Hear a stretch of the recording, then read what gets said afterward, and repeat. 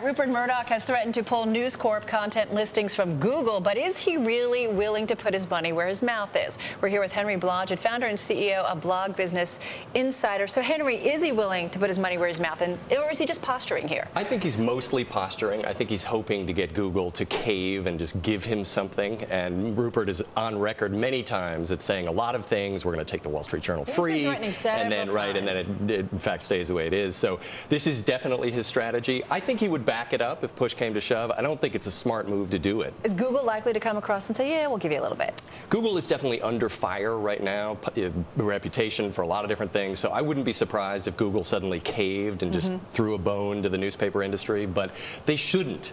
Frankly, they're sending Wall Street Journal and lots of other newspapers tons and tons of free traffic.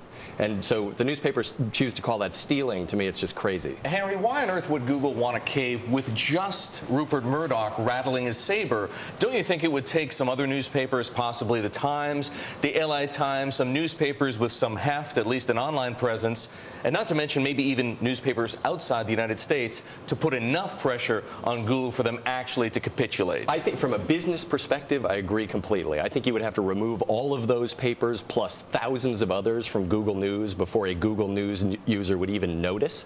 So suddenly all those papers have shut off this free traffic source, thumbing their nose at Google for no reason other than they're getting less. So from a business perspective, but Google is very vulnerable to this bad publicity. They're now seen as this big bad monopolist. They're the Microsoft of the decade. So again, wouldn't surprise me if they go out of their way to be incredibly conciliatory here. You mentioned Microsoft, and there's been some speculation whether or not Bing kind of offers something up to News Corp. Do you think that's likely?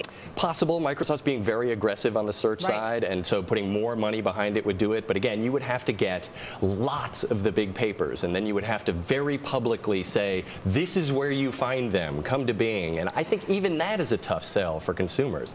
Let's say you're Rupert Murdoch, and let's say you're Erik Schmidt and Sergey Brin and Larry Page. How on earth do you price something like that? What is it worth to Google? What's it worth to Murdoch to have search turn up News Corp stories and the traffic directed to WSJ.com? First of all, a lot of people would immediately trade places with any of those folks. So, no, everything is relative. But I think Murdoch is, again, he's threatening to redefine what copyright stealing is here. You take a headline, that's it. So I think he probably wants to be paid for distribution. Google makes money on those pages. Fractions of a cent for each story, each redirect. Which, again, and his argument is going to be, people come to Google News because you have our headlines and you are making money on that. I want some of that money. But doesn't this change the economics for every single aggregator out there? Google is an aggregator, but so is Huffington Post. So, for example, are any number of blogs, including your own. I mean, you're redirecting traffic by putting headlines up on the Business Insider. Well, does this put you out of business? And we also have our own content. So if Google wants to pay us too, we'll be very happy to take the money. But again, I think it's crazy. I think if you look at it from the perspective of what's actually going on, they're getting thousands and thousands of free clicks for nothing. Why would they turn that off? Doesn't make any sense. So I think mostly it's posture. I mean, the model's definitely changing here.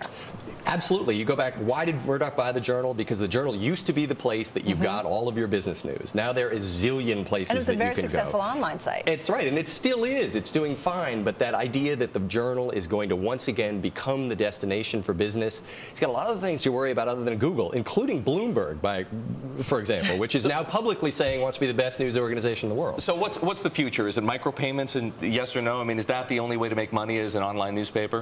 Google is saying that because that, again, is an option. They can carrot, they can throw out there. I don't think micropayments are going to work either. I think it's going to be free distribution. I think Murdoch is going to have to resize the Wall Street Journal, same as the New York Times, for the new world. They're not going away. They're great brands, but it's a different business. The one word Rupert Murdoch hates more than any other: free.